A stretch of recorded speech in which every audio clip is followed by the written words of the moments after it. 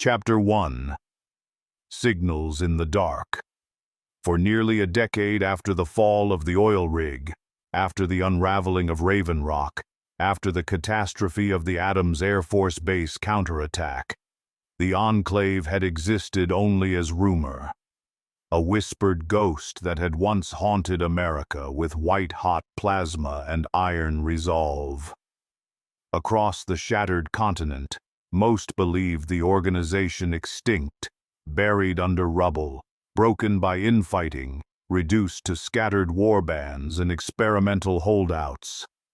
But myths have a peculiar durability in the wasteland, and in the hidden recesses of forgotten military bunkers, semi-buried relay stations, and orbital command nodes drifting in low lunar orbit, the Enclave endured.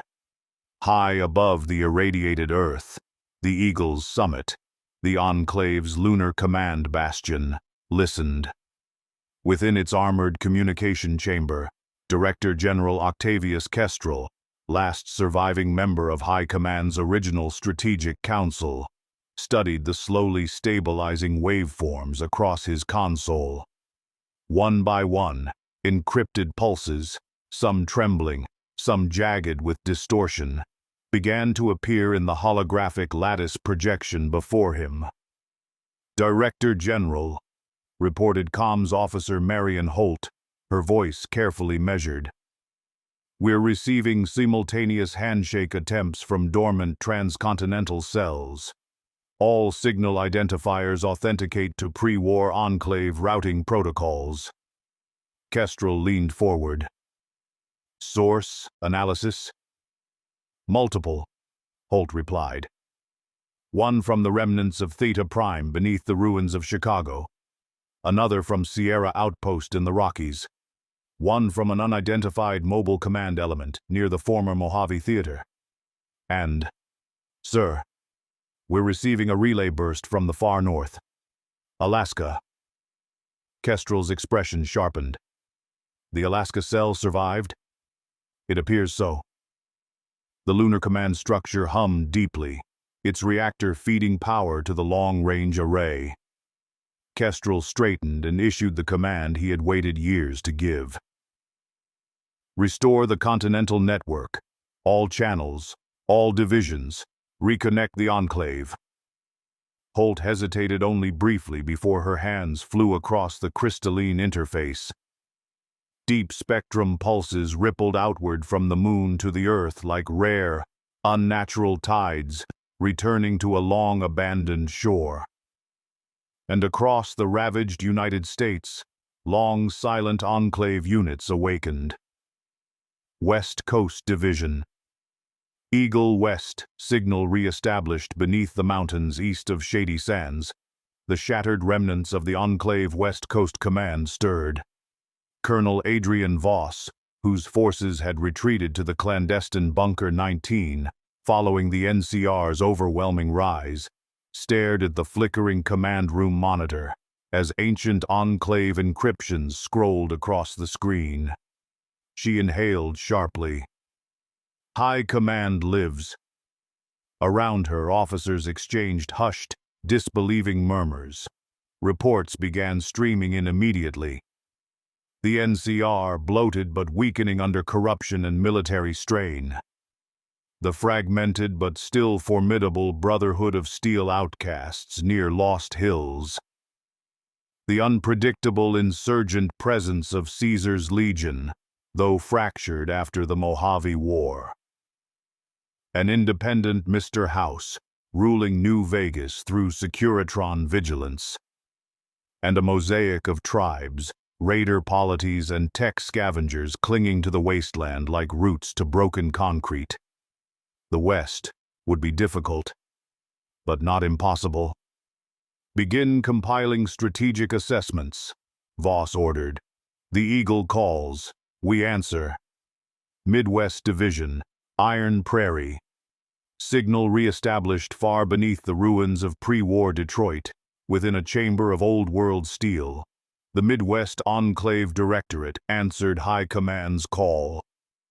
Director Marshall Crane, a strict, academic tactician whose gray eyes betrayed nothing, watched as the lunar-coded message decrypted in a cascade of blue light.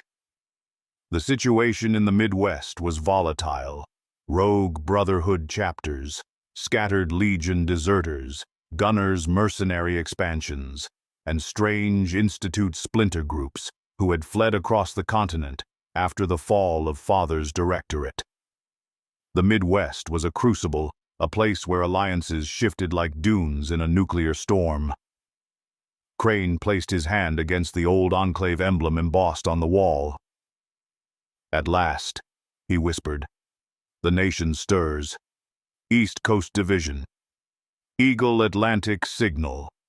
Re-established on the East Coast, the surviving Enclave elements were fractured shadows, hunted relentlessly after the defeat of Colonel Autumn and the destruction of the Capital Wasteland's primary installations.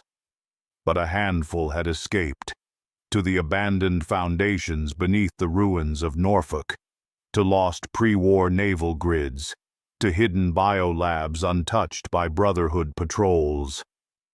When High Command's signal reached them, they responded in a single unified frequency for the first time in years. Their situation was dire. The Brotherhood of Steel, under Elder Maxon, commanded an unparalleled military machine. The Institute, though damaged, remained a technological riddle. The Minutemen, unified under the Survivor General of Boston, had transformed the Commonwealth into a disciplined federation. The Gunners, the Nuka World Raiders, and countless smaller factions formed a chaotic web of threats. But the Enclave had overcome worse. The Northern Gate, the Alaska Cell.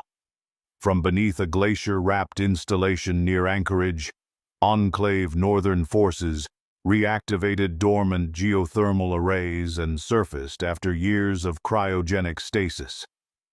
Their commander, Captain Helena Strix, initiated full-spectrum contact with High Command. Kestrel received her transmission aboard Eagle's summit. "Director General," Strix said, her breath misting in the frigid air. "Alaska is secured. Resources here are intact. We stand ready to begin continental reclamation." Kestrel's voice carried quiet certainty. "Then the reclamation begins where our history once burned brightest. You are the spearhead. Push south, reclaim Canada, split the continent, sever east from west." He turned to Holt. "Transmit to all divisions. The Enclave returns. America shall be rebuilt, not as the wasteland wills, but as it must be." Across the continent, and above it, the Enclave answered with a single unified code. America endures.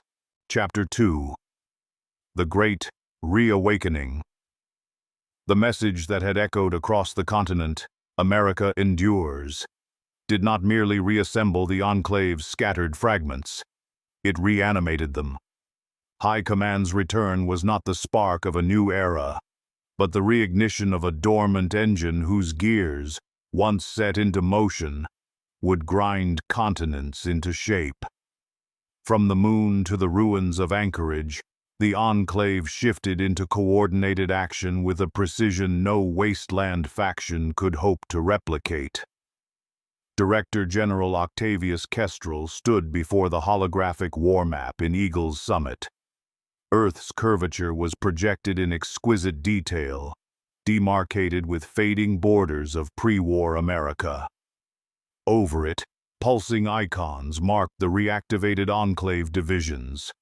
The command chamber dimmed as the map brightened, an augmented visualization of the United States as it once was, and as it would be again.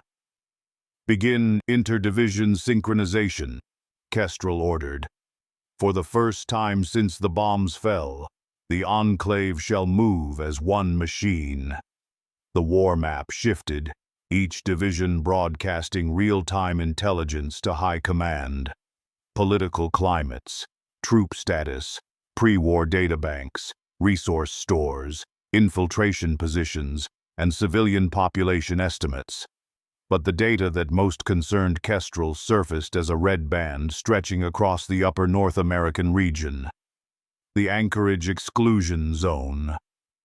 The place where long ago the United States fought its final conventional war before the Great War. The gateway through which the new war would begin. The Alaska Initiative, Operation Northern Spark, Captain Helena Strix, stood atop the ice-rimmed balcony of Fort Resolute, the Enclave's cryogenic deep-freeze fortress beneath the Alaskan tundra. The wind howled across endless expanses of snow, but the cold no longer troubled her. Her power armor, newly reactivated hydraulics purring softly, held back even the Arctic's bite. Behind her, troopers marched in formation, reinitializing weapons platforms and calibrating targeting systems long held in dormant storage. Vertibirds unfolded from their hangars like metallic raptors unfurling their wings for the first flight of a reborn species. A hollow communicator blinked to life beside her. Director General Kestrel appeared in crystalline blue light. "Captain Strix, you will lead the opening stroke," he declared. "Begin systematic takeover of all Alaskan infrastructure, energy, industry, transit. Once secure, push south into Western Canada. The wasteland below is fragmented and undefended. You will carve a corridor, a continental artery." Strix nodded sharply. "Sir, our scouts have identified several resurgent tribal groups and scavenger federations in the Yukon and British Columbia territories. No major military presence detected." "Good," Kestrel replied. "Move with overwhelming speed. No open wars, not yet. Strike unseen, strike decisively. Alaska is to be pacified within the month." "As you command," she said. And with that, Strix instructed her units. "Activate all infiltration cadres. Deploy stealth drones. Prepare the northern convoys. The North will kneel quietly." Vertibirds roared into the sky, their engines slicing through the frigid air like the first notes of a war song, long forgotten. West Coast Watch. The sleeping giants. Deep within Bunker 19, Colonel Adrian Voss reviewed updated intelligence on the West Coast. Each faction represented a different type of threat: political, military, technological, ideological.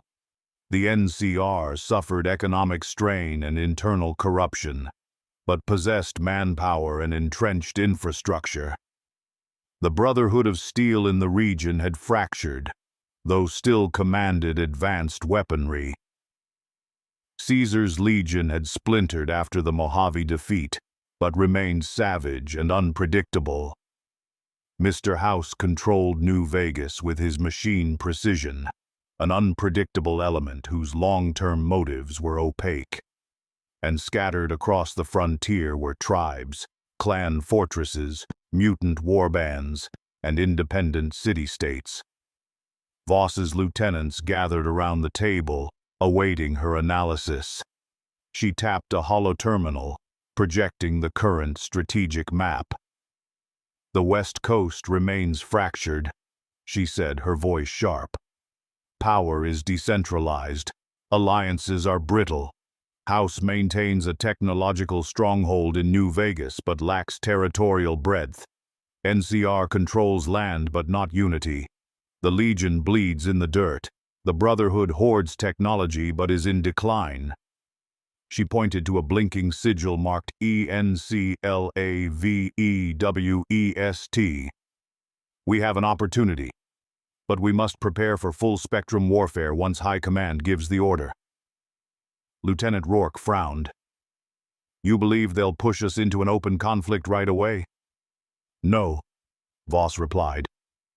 "We will begin with infiltration, softening, intelligence poisoning, sabotage. When the collapse begins, it must look as though it came from within. When the West falls, it will fall into our arms." But Colonel, another officer interjected, our numbers will grow, Voss said. As the North descends into Enclave authority, resources will flow, reinforcement will arrive, and the splintered populace of the West is fertile soil for manipulation. Voss's eyes glowed with cold intensity. We do not need numbers. We have precision. And soon, we will have the full strength of America's forgotten armies. Midwest, the heartland awakens. Director Marshal Crane paced through the Iron Prairie War Room, observing as his officers compiled new logistical data from High Command. The Midwest's factions were volatile. Multiple rival Brotherhood chapters disputing ancient bunkers. Remnants of Caesar's Legion pushing northward. Institute splinter cells experimenting with lost technologies. The Gunners expanding their mercenary empire. Tribes and warlords carving petty kingdoms across the plains. And now, the Enclave's return threatened to ignite the entire region.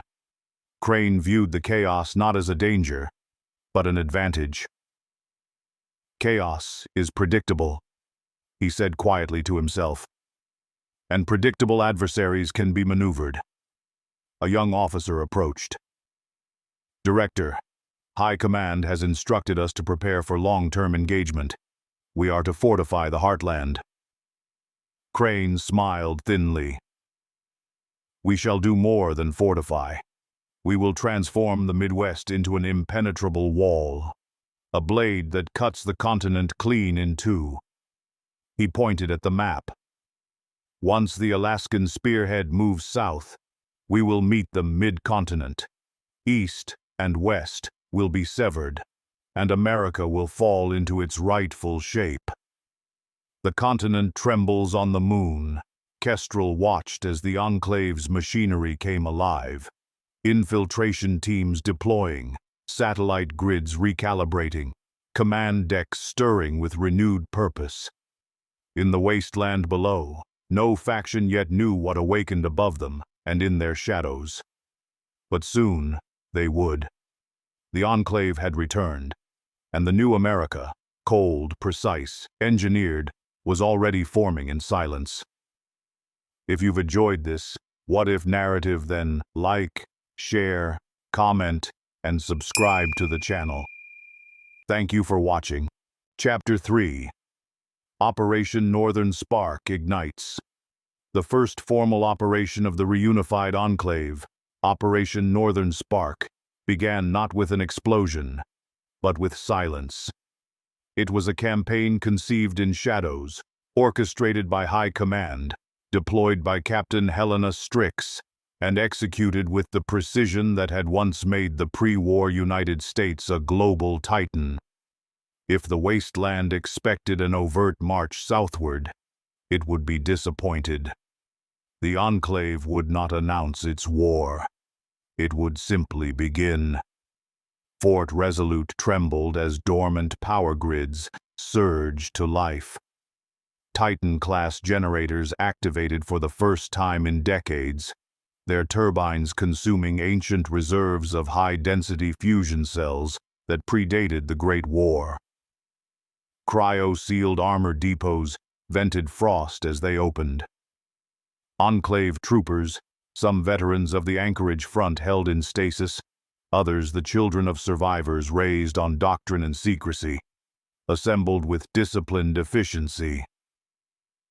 Captain Strix walked among them, her boots crunching over frost-coated concrete. She addressed her assembled commanders on the expansive balcony overlooking the glacial valley below. Our objective is continental bifurcation, she said. We carve south, dissect the continent, and deny any east-west unity among our enemies. The wasteland below us is fractured, unprepared, and blind. We will keep it that way. A murmur of acknowledgement rippled through the officers. We begin with 3 phases. Phase 1.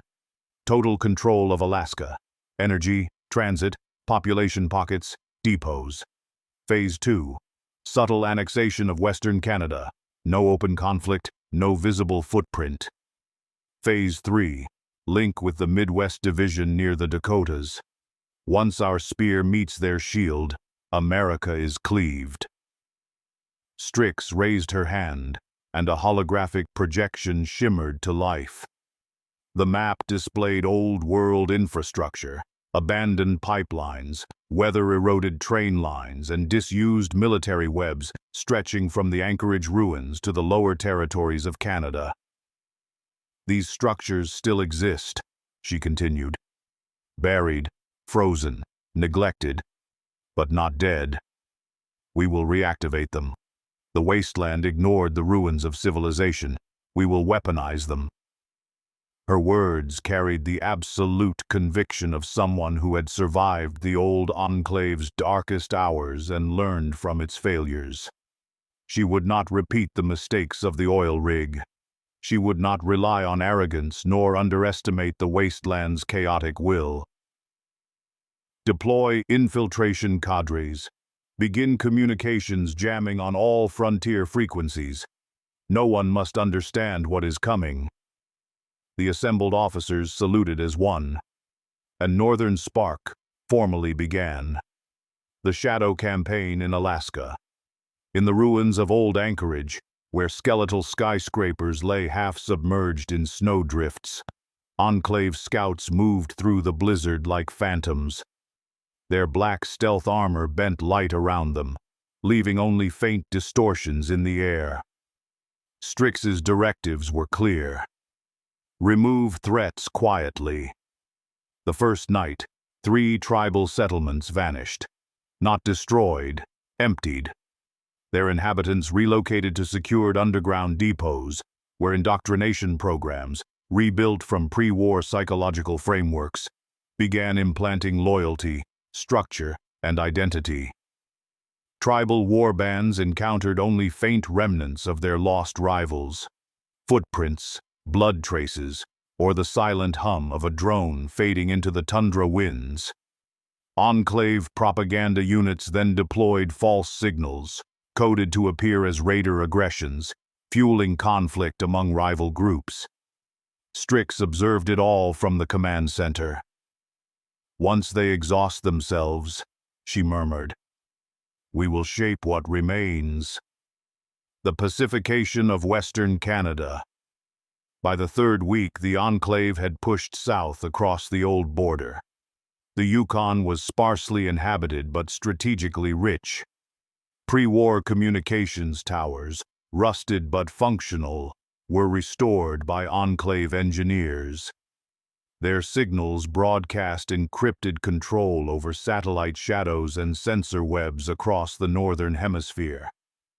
British Columbia held scattered mercenary bands and remnants of pre-war Canadian resistance cells. But infiltration teams embedded themselves long before direct contact.